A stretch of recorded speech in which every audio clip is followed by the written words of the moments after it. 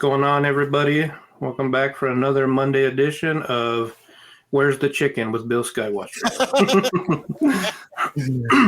I don't know. On a more serious tone, I was going to make a joke about it, but I caused the storm again in Roswell, dude, looking for chicken. But things are not looking good in Roswell with all this crazy weather recently, Toby. So we haven't even been able to record the past few weeks due to historic flooding that hit southeastern New Mexico. If our producer can go ahead and start pulling up some pictures while we talk about it. Yeah. Roswell was hit with the worst flooding since 1901. Wow. Places you've been, Bill, the convention center, actually had 5 feet of standing water inside of it. Wow. People inside there had to be evacuated to the roof, and then they were using helicopters and fire trucks to get them down. It's bad. It's about, last estimate was at least $500 million of damage to the town.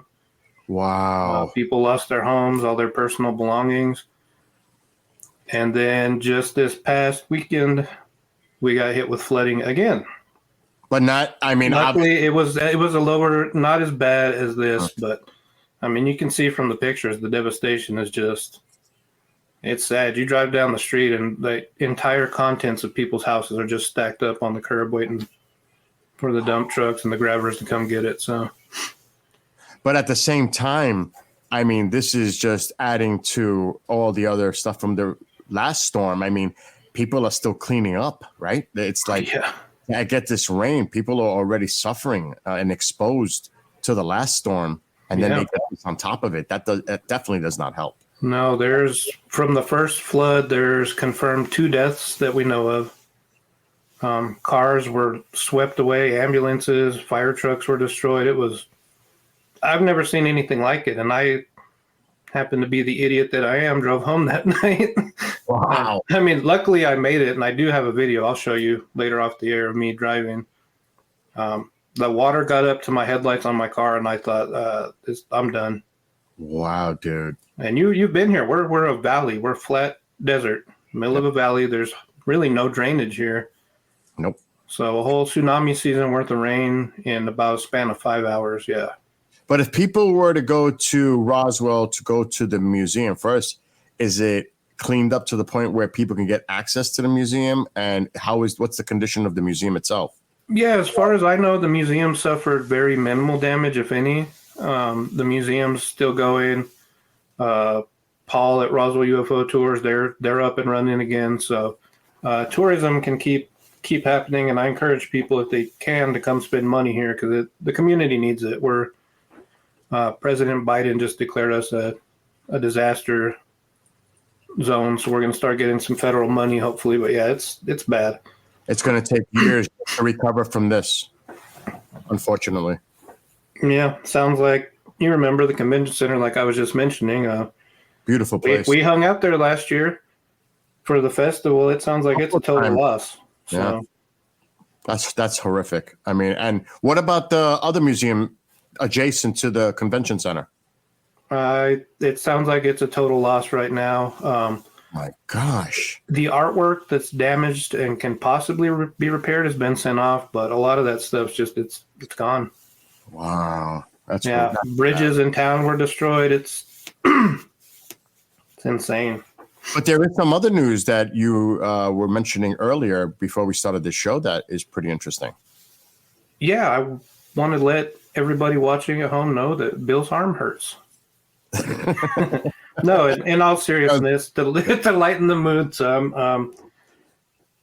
on Sunday there was an announcement by a Peruvian congressman that on November 8th there will be some hearings on the labeled Nazca mummies, the tridactyl mummies.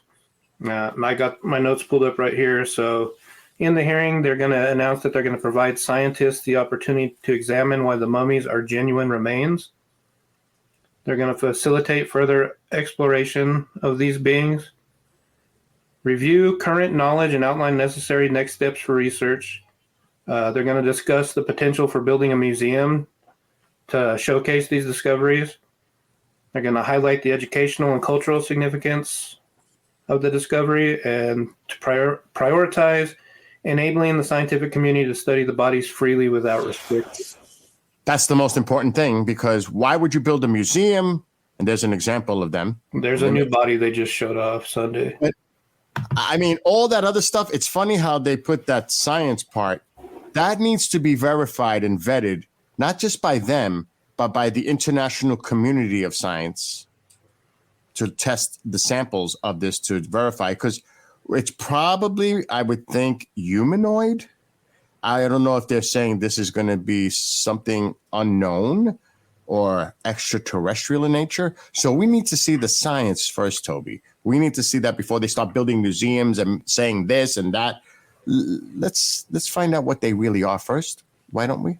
Yeah, and it sounds like, this hearing is where they're going to open that up, and hopefully universities and scientists from countries all over the world come together and put effort into it, because even if they are human, and it sounds like they did scans on these bodies and they say there's no signs of mutilation, is it a human mutation? Is it a subspecies? Is it a different species? I mean, right. It'll definitely be interesting, but I agree 100%. Science needs to lead the way on that. Yeah, it may have significant historical reference for the people in Peru to see this in a display, regardless of what it is, what it's determined to be. It does, like you said, have historical ancient ties to Peruvian past. So there is significance there, but like we were just discussing, we need to find out exactly what they are. Exactly. We have a special guest. You want to talk about who we have on now? That's all you. I'll let you do the honors. We have the New York State Director of MUFON, Chris Deperno, which they were in Dallas of this past summer at the MUFON Symposium. They were the number one. They won an award as the chapter of the year for MUFON throughout the United States. So New York got that little trophy going on for the MUFON. And also, they also gained the award for Best State Investigator, I believe, Field Investigator. So Chris Deperno has been doing this for years. He's tremendous. He does a lot of great research in regards of the UAP field. He's also the co-host of the UAP Crossfire show that airs on Thursdays, 8 p.m. on KGRADB.com. So make sure to check that out. So let's welcome now Chris Deperno. Hi, guys. Thank you for having me on. Thanks for being here. Awesome. What a great show to be on, too, and stuff, especially with Bill Skywatcher, the producer, and Toby, everything that you do with the ufology field. It's an honor and privilege to be on this show. Yeah, we're happy to have you here. So Thanks, I guess Toby. Let's start off. What's the state of UFOs in New York right now?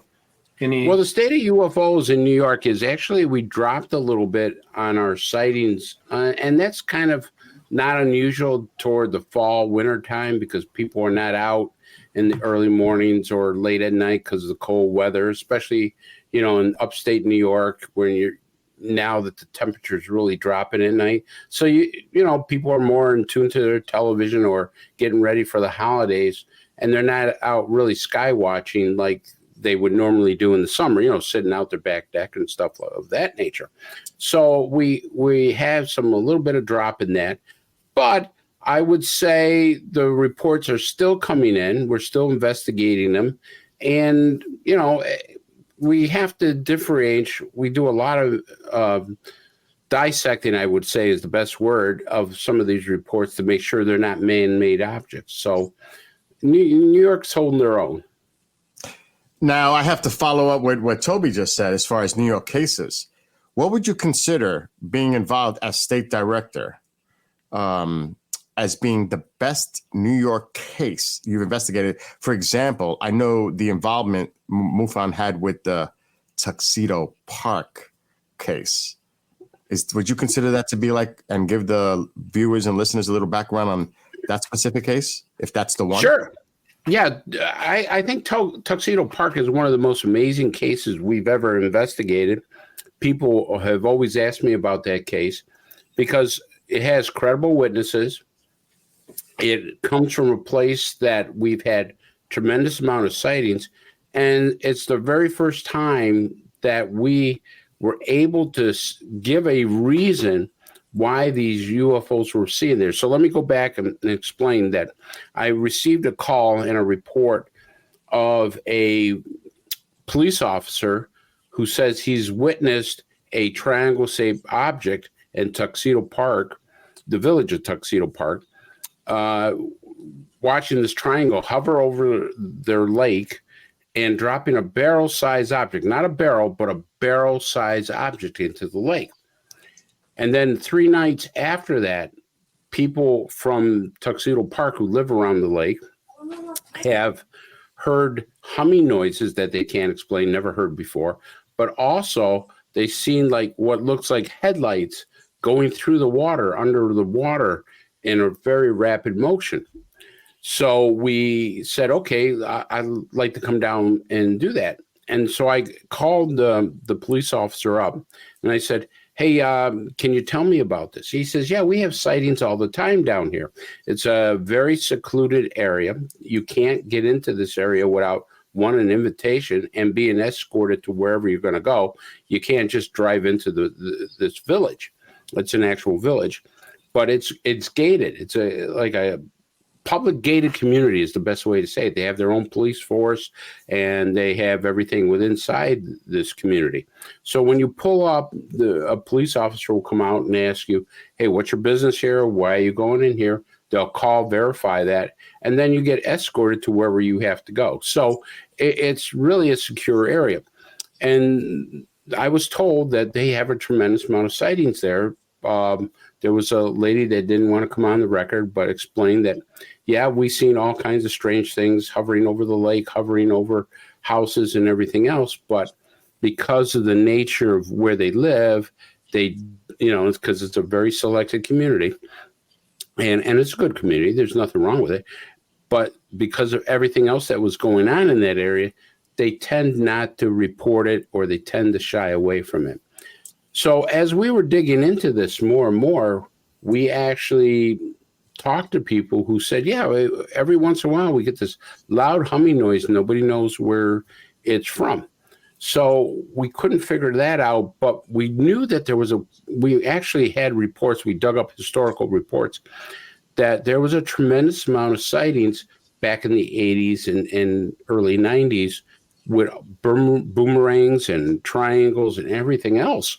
And so, but they were always over this certain area and we couldn't figure out. So we dug a little deeper. I went down to Tuxedo Park area. I went to their historical society and I started breezing through the stuff. And there was one person that said, you might want to check out the nuclear reactor that's just outside the park. And I went, what nuclear reactor? And she kind of looked around to see if there was people around. She goes, we're really not supposed to talk about it, but there was a nuclear reactor here that was built in the side of a mountain that they didn't really want to tell anybody about, and it leaked. And I went, what? And they had it there about the same time that we were getting these UFO sightings. So the only evidence I could find about it was a postcard, an actual postcard. I believe it was DuPont. And on the back, it said site of the nuclear reactor. So Linda Zimmerman and myself, now Linda Zimmerman is not part of MUFON, but she's a great ufologist, really does her homework. And we teamed up together to kind of find out about this. And so we found out that, yes, there was a nuclear reactor that was built into the side of a mountain, that it was an ongoing reactor, and that nobody realized that it was leaking into the water reservoir. And this is when the sightings started to come. We actually had landings down in that area. So, it's just, some people say, well, that's a coincidence. Well, yeah, it is a coincidence, but it's a hell of a coincidence that you're going to have all of a sudden these sightings right on the road where the nuclear reactor was. You're going to have landings right on the road to where the nuclear reactor was. So then after this, we had found out that a radioactive material leaked into the reservoir and that they were very worried. They had to dig it out. So they were very worried about how they were going to dig out all this material without radiating the population. They were worried about people jogging on the side of the road. They were worried about people walking their dogs because they're going to have to bring it out by dump trucks. And, you know, the high intensity of radioactivity material could maybe affect some of these people that were going by. But then they were able to get it out. And then they came out with something that says, don't worry about the drinking water. The drinking water is fine. We tested it and tested it and tested it. Of course, I would, if I was living there, I wouldn't drink anything but bottled water. I mean, let's face it, I don't care what they say and how many tests they do. I wouldn't do that. But here's the interesting part about this fascinating place. There's two things that we really found out that people didn't know. One of the most secret laboratories in the United States was there. It was called the Tower Building. It was done by a brilliant physicist and billionaire by the name of Alfred Loomis. He worked with the United States government and built a very secret laboratory right inside that park. And that's one of the reasons why they began to seal it up. It was in plain view, but they were doing top secret studies. They were doing radar there. They brought British scientists over because British scientists invented radar. They brought them over and had them start working on that. And then they developed direct energy weapons out of there. You know, things of that nature, sonar, and all kinds of mind experiments. They were really working on mind behavior of different things that they could manipulate. And so the Tower Building was very secret, but if you drove by it, there weren't any gates, there weren't any armed guards. It was just in plain view. And it was just as important as Area 51. All the Nazi scientists in Operation Paperclip actually went there in the beginning. Albert Einstein and Enrico Fermi actually drew up the equations for the atomic bomb right there in Tuxedo Park. And then they took the equations, and of course they went down to Los Alamos and stuff to work on all that. So it has a lot of history of scientific experiments, scientific building. And, you know, we know that right next to this Tuxedo Park was a military base, Stewart Air Force Base. And so we knew that stuff was flying in and out of there. That was probably, you know, generations ahead of what we were naturally seeing in the air. So we were thinking, you know, some of the sightings there were probably, you know, experimental aircraft that we were developing, but then some of them were not. They were actually legitimately from, you know, someplace else. So we were looking at both things there. Now, here's the amazing thing about the lake. So after this whole incident happens, I get another call and says, Chris, you're not going to believe this, but there's a perfect circle every winter that does not freeze over. Now, this lake used to always freeze over, I was told. But now there's a perfect circle in the middle of the lake that will not freeze over, and it's the same spot to where this object was dropped into the lake. And we were like, well, you know, the temperature hasn't fluctuated that much where, you know, it's not any warmer down there that would make that happen. There's nothing of a natural phenomenon that would make that happen year after year after year after it's always been frozen over. The other thing that we got our curiosity about is that they said there's an algae bloom now in the lake that we can't explain. Well, I said, well, algae blooms, they can be done by runoff of phosphorus and nitrates from people, you know, gardening their lawns, making their lawns green and stuff. They use fertilizer and stuff like that. If it goes into the lake, it can actually change the chemical portion of the lake. So we actually got to sample the water, and we sent it to the MUFON lab. And I got a call saying, Chris, there's no signs of any nitrates or phosphates.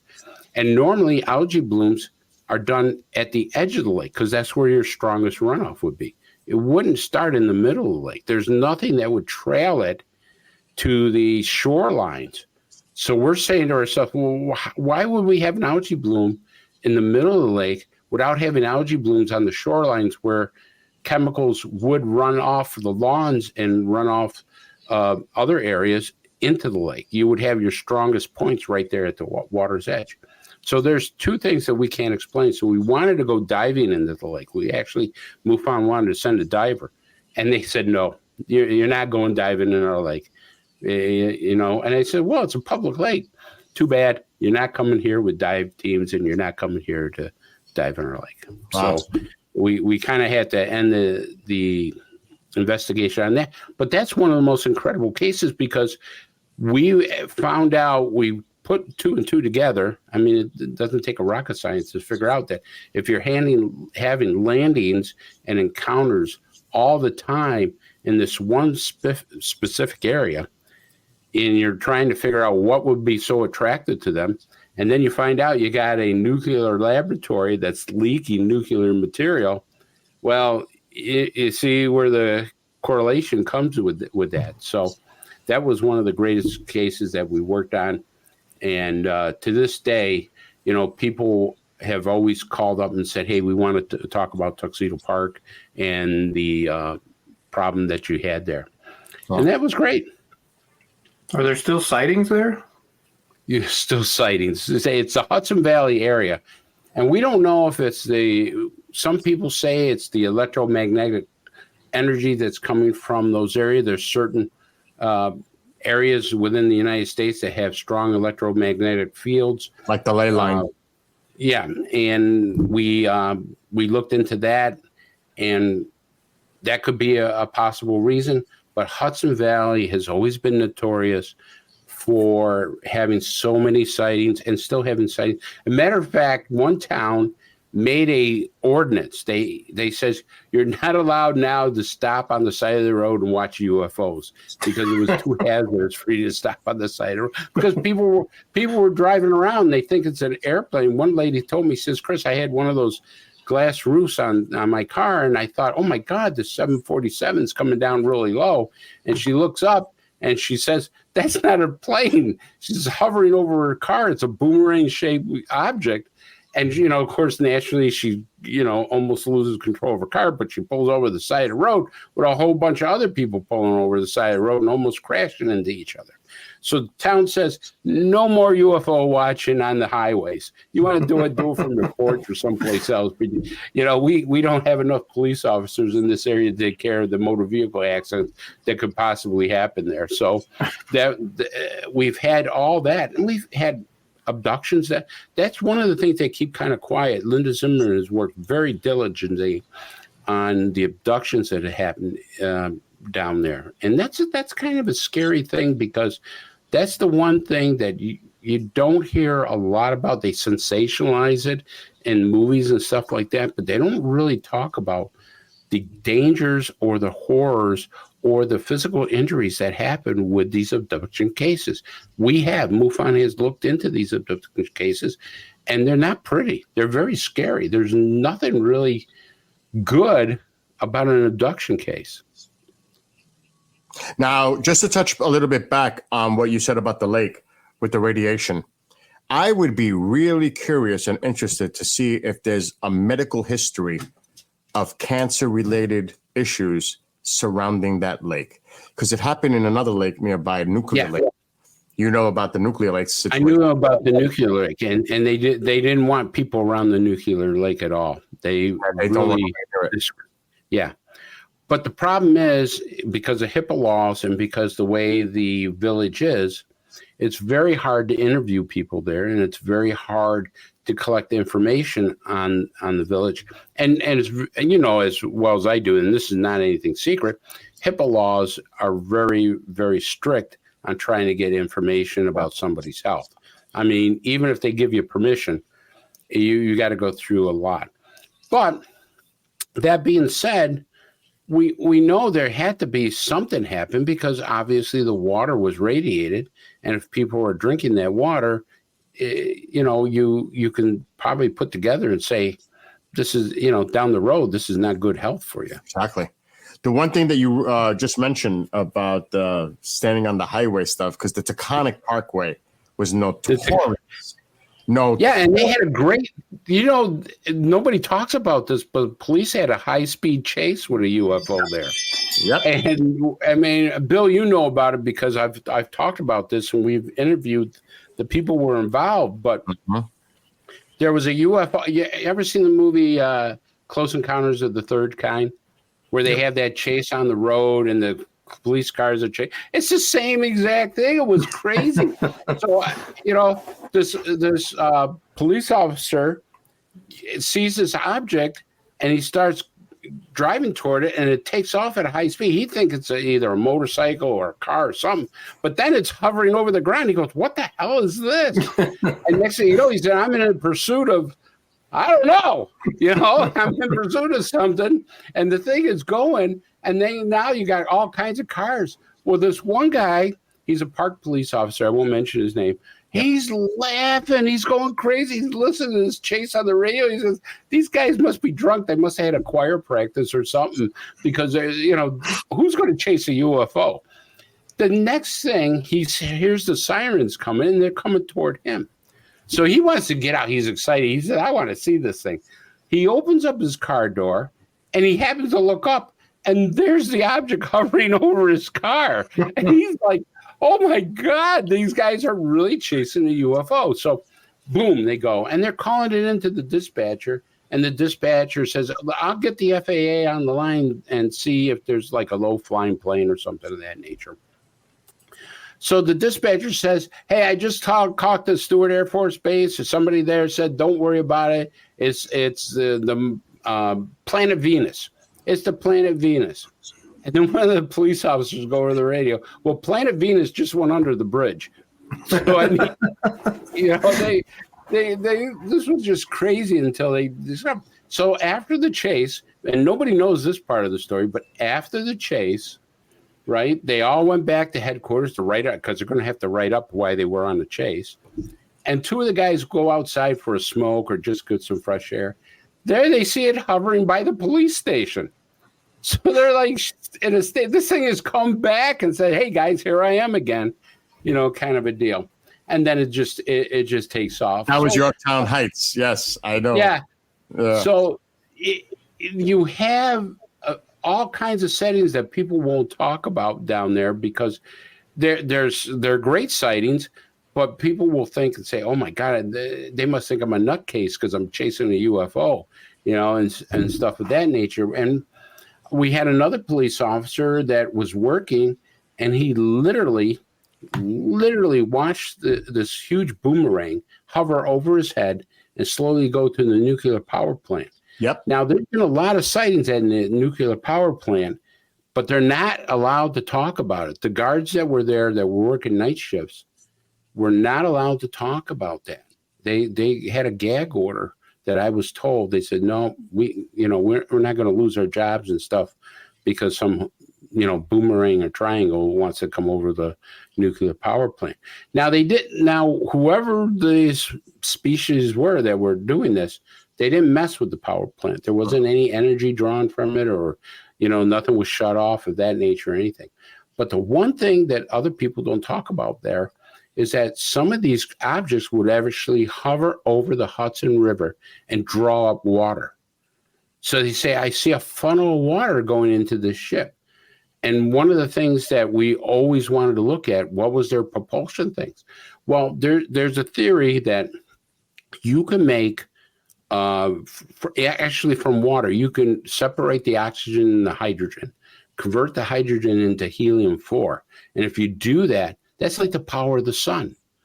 So I'm just wondering, are these people doing a pit stop at, the Hudson River to get energy? Is it like a gas station to them? I can tell you, Chris, speaking to my local town police here, the lieutenant, I've asked them, have the police officers seen any type of UAPs, UFOs? And he told me, and he won't go on the record, obviously. Yeah. So in the past, the retired officers, in one instance, they were driving and they seen an object go into the Hudson River itself and then come back out, Chris. Yep. Yeah. Now, and then go ahead, Bill. No, you go ahead. No, I was saying we've had sightings like that. We've had sightings where they've disappeared in portals. We've had sightings where they've gone into the river and not come out, And so I believe that they are attracted to water. I believe that somehow water plays a part in their energy systems. Maybe not all crafts, because you got to remember, we see all kinds of different crafts, which makes me believe, in my humble opinion, that there's different species, you know, like here on Earth, we make different kinds of cars, right? And some are made in different countries and everything. Well, different species could make different crafts. So we see boomerangs, we see triangles, we see saucers, we see, you know, what we call hat shaped ones. We see squares. So we believe, I mean, we can't prove it, but we believe that there's different species visiting our planet. And here's the funny thing, and I'll just make this last reference, Toby. When this whole flap happened in the Hudson Valley that Chris referenced to, Michael Schratt, a colleague of ours that we know, did research on this. And allegedly, they had launched decoy planes from Stormville Airport from Stormville, New York, which is in the area. And they put these lights on them. And they took off in a formation trying to mimic what people had UFO. Yeah. And they're trying to say to people, like, so naive, like people are going to be that naive to believe it. Oh, no, this is what you've seen that night. Sounds like the Phoenix Lights and the flares. Oh, we were just dropping flares everywhere. That was the big thing they tried to push to the public. This is it. Though you saw a formation of test planes doing this kind of stuff. No. I just can't get over that. It sounds like a comedy bit. The story about the police chasing the craft. I mean, it's a serious event that happened, but just the way it unfolds, and I could see, you know, why a lot of these people don't come forward and tell stories like that.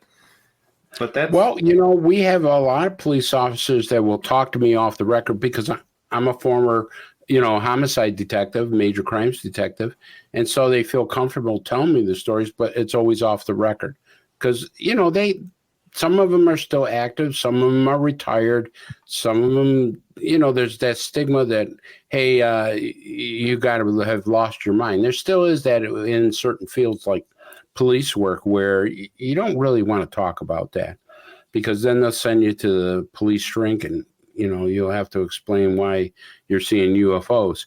But it's getting out more and more now. More are coming forward and saying, you know what, this has got to be told. Here's what's happened, Chris. No, I won't go on a show. No, I won't put it on the record, but I want to tell you. It's sort of like their therapy telling another cop their story. So but there's been some amazing sightings. There's people who have lost complete electronics in their car. We had a pharmacist tell us one time, and here, this is a crazy story. I mean, this was a person who didn't believe in UFOs. This lady, nice lady, did not believe in it, and her brother kept telling her how he was abducted, you know, and continually be abducted by UFOs.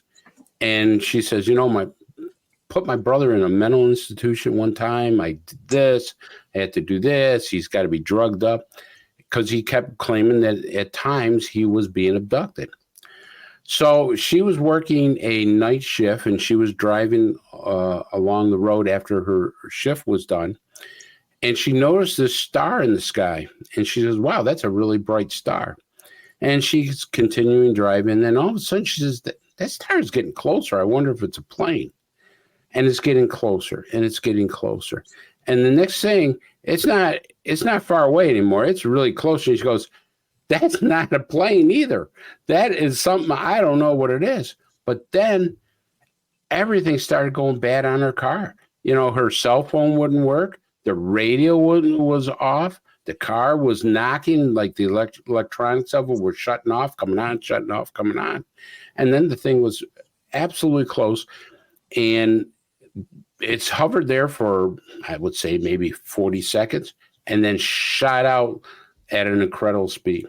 Well, the first thing she did was she drove home, called her brother, and started crying on the phone how sorry she was for doubting him all these years, you know, for that, because she says, now I'm a believer in UFOs. I've seen one for myself. And I think that's what has to happen to people. They actually have to see something phenomenal to really say, hey, yeah, we're being visited by somebody else. Wow. Yeah, that's pretty good point. Speaking of witnesses, we've got some hearings coming up. November 13th. What, you guys have any take on that? You hearing anything about that? Bill, you want to go? I'll go. It's going to be a nothing burger. Yeah. Dog and pony show. That's what I expect. Because this is what gets me frustrated. And can I vent for a second? Sure. Okay. Every time we have these hearings, this person told me this, they showed me this, they claimed this. Who is the they?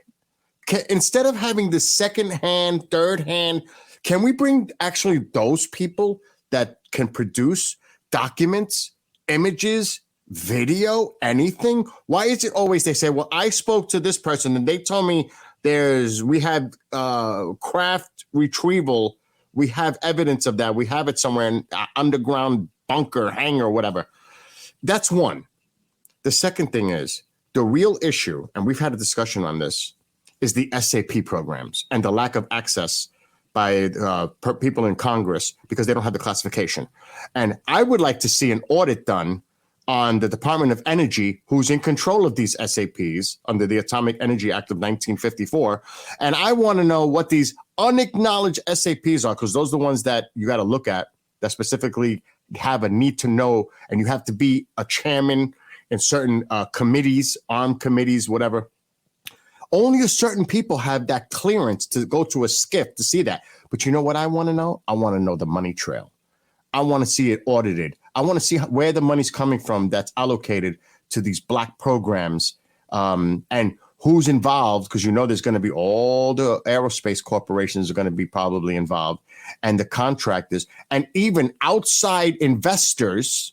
Who are they that are funneling money into this, if that's their source of where the money's coming from? So, and I think that's something that they're trying to protect more than the actual evidence of what we have and the technology that might be used to garner and get that information, because that's a big part of it too. I think it's more they're concerned about protecting the people that are involved in very important profiled positions, including retired ex-military that are involved now in the contracting aspect of it all. I would like to hear what you guys think of that.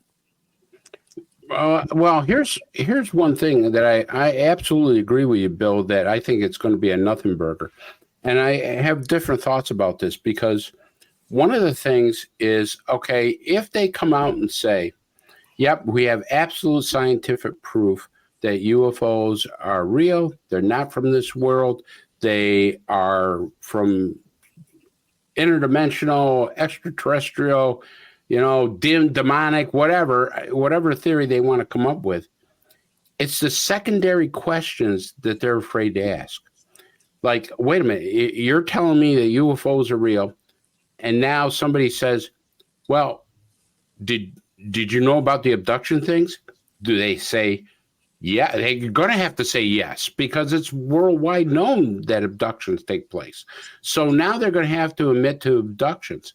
And then what happens if the government actually made a contract with these extraterrestrials? Like, there's always been the rumor that Eisenhower said, hey, you can abduct some people, trade your technology. Do you know how many lawsuits will happen through that? Do you know how many lawsuits say, hey, I was abducted and you guys didn't come out and warn us that we could have these abductions or try to tell us how to protect ourselves? So all these secondary questions. And then you're going to say, as Grush said, and nobody's really picked up on this, he says people have been injured and killed to keep this secret. Well, that's murder. Okay. And if you have murdered people intentionally to keep a secret, murder doesn't have a lifespan. It goes on. There's no limit on when you can prosecute that. So if people are 50, 60 years old and they committed murder in order to keep the secret, there's nothing that says, oh yeah, you're allowed to do that. And stuff. Murder is murder, and you can be prosecuted in your 60s or 70s for this. So there's a lot of stuff, baggage that goes along with the UFO phenomenon that they don't want out. And Bill, you brought up a great thing about the Department of Defense announced we don't know where half our budget went to.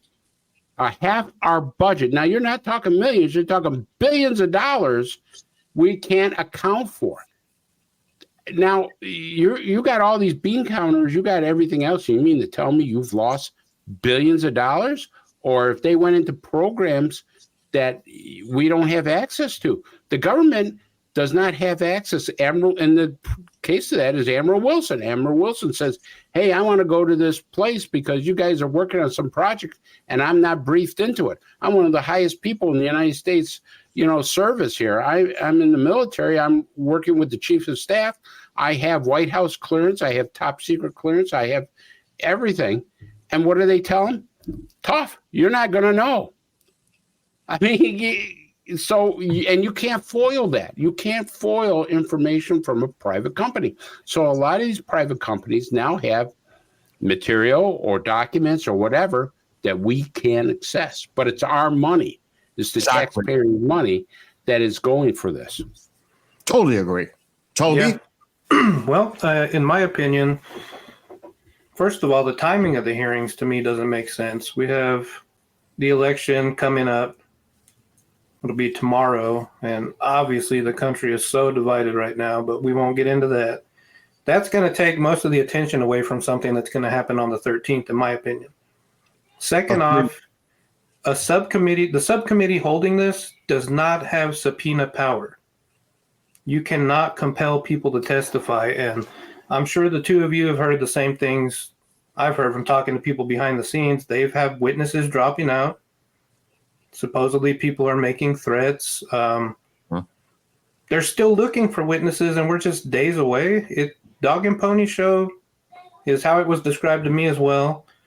And look, I'd love to be proven wrong, but I don't know how you top what Grush did with the access he had, and even the people he was working with couldn't get to the information at the end of the day. So I don't know in a public hearing what you're going to bring up. I mean, you can't come in and spill top secret classified information on live TV, in my opinion. So yeah, but they're not even doing it in a skiff, Toby. I mean, nobody's coming out with anything. It's like Bill said, it's a dog and pony show. It's a nothing burger. And the reason being is because, you get a guy like David Grush. He's a whistleblower. But look at what he said. He said, yeah, I talked to so-and-so, and he doesn't give a name. I talked to this person. I read this document, but I don't have a copy of it. I've seen pictures of this, but I don't have a copy of it. Now, I'm not saying he's wrong. I'm just saying, like Bill was saying, there's no direct evidence. There's all circumstantial evidence that doesn't amount to anything at the end of the day. Yeah, it's great entertainment. It's exciting news. But at the end of the day, we're no far closer to disclosure than we were, days ago. And the problem is that the people who are really in the know, we don't know. I mean, we know a few scientists. We discussed it, Bill, some of these names that are out there that we believe are the ones that are really doing this, but you never hear them at a congressional hearing. You never see these guys there. And what made me so suspicious of these hearings was the last hearing where they had the head of naval intelligence. He was a bigwig with naval intelligence, and he's trying to explain to the committee that he can't get a good picture because the computer that they have can't do frame by frame work in order to do it. Their computer's not. And that's garbage. Malarkey. My granddaughters can work a computer better than what they were doing at the hearing. I mean, if people go look, and I talk to people about it, and they says, as soon as they said that, I shut the television off because I knew this was nothing but a joke. It had no direct value to disclosure to what they were doing. So I don't put a lot of stock into this unless they get somebody who says, I have a picture, I have this, I have the document, I have a piece of metal, go ahead and test it and stuff like that. So you have a lot of smoke, but I haven't seen the fire. But it's classified. You can't see that. It's classified. You won't get access. This is what I get upset. You had Representative Burchett in the House and Luna and some other individuals that said, let us have access to a skiff. Let us see part of this SAP, these programs. No, you don't have the clearance. You cannot see that. Well, okay, so let's say they can't. Let's take it to another level. Well, the people that are the chairman and the higher ranking officials in the House or in the Senate, they do. So let's say I go ask Mitch McConnell, even though he's in the Senate, or Johnson in the House. Yeah, the Gang of Eight. Right, or something like that. Well, what can you look into this? You have the access. Can you go in? No, we're not going to do that. And even if they did, they can't because the other one doesn't have the clearance. We can't provide the information regardless of what we find out to you because you don't have the clearance. So what's the sense? It is so ridiculous. It is, Exactly. and it's dead stop. You're done. Goodbye. That's it. Over. Yeah, I mean, It's need to know. You don't need to know. I agree. You watched the hearings, like you said, with Grush. I'd be happy to discuss that behind closed doors. I can only discuss that behind closed doors. Guess what? The public doesn't get to hear those talks. It's not like, okay, sorry guys, here we're folding on this hand. Disclosure's yours. Take it. Let's open up the vault. Let's parade out all the bodies, all the craft, and let's do it on live TV. You know what I mean? I don't think they'll ever do it, Toby. And just look what Tim Burchett said. Now, he says that it was extremely important. He says we were actually making progress, and we had Chuck Schumer having this bill and everything that was supposed to help with disclosure. And he came around and says this: the intelligence agency shut it down, shut it right down. Yep. So, does the intelligence agency that powerful, and that's scary if we the people want to know something, and there's congressmen and senators who want to disclose it or bring us closer to the truth, do our intelligence agencies have the right or the power to say, no, you can't do it? And it just irks you. I mean, it has to upset people when they hear stuff like this. I mean, everyone is exposed to this. It's just like, it's so frustrating. And when you go to see these hearings, you know there's nothing really coming out. And another thing, this is another thing that bothers me. The people that are sitting in the committee, I want to see the type of questions they're asking. Did you not do research? Did your staff not do research about the people that are sitting in front of you, the kind of questions you're going to ask them that are relevant? Or is it just going to be some like softball BS stuff that really isn't going to get down to the root of the issue?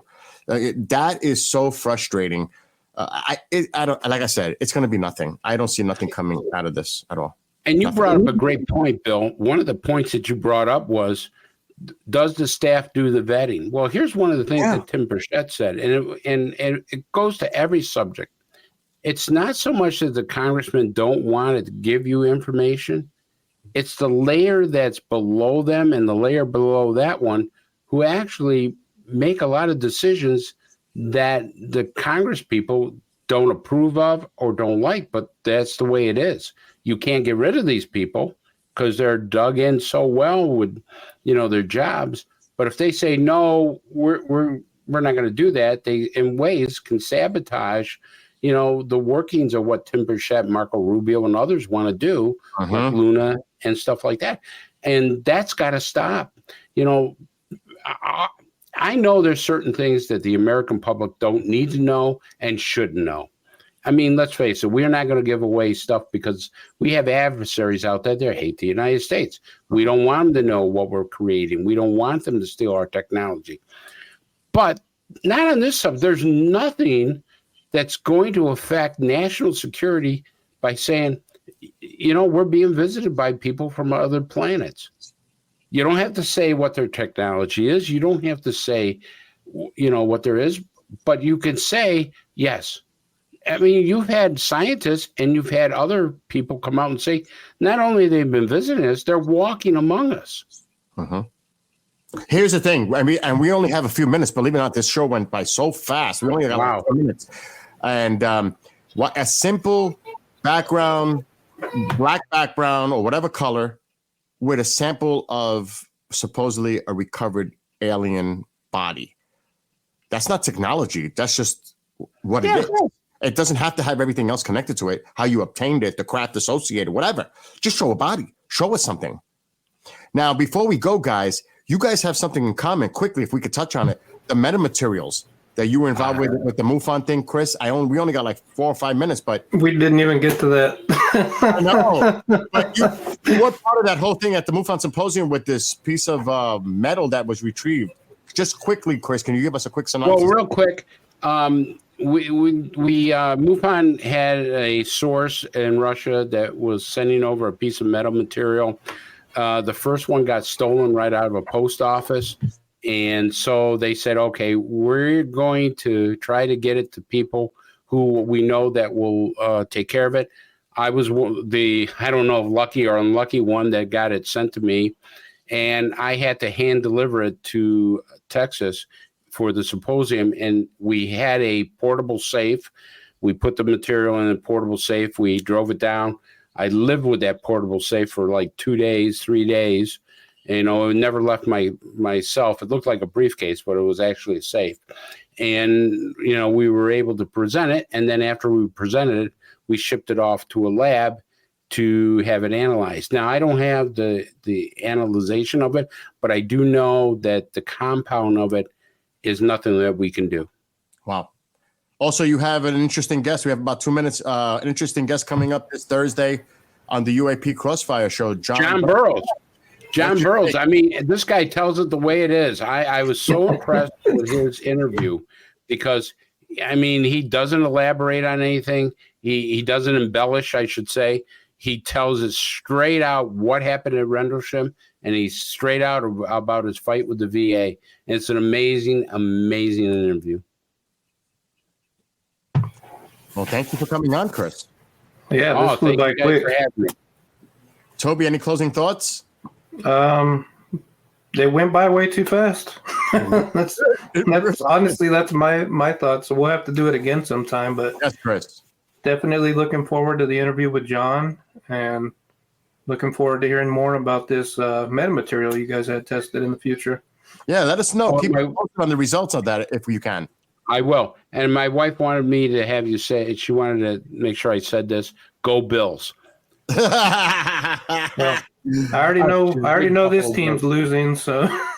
Don't even talk about the Giants. That's irrelevant completely. So I have no sympathy for either of you because my team absolutely is horrific. So, but we'll be back next week with another great guest. So tune into that. Toby, the floor is yours. Yeah, just want to say thanks for joining us, Chris, and for everybody watching. We will see you guys next week. Run.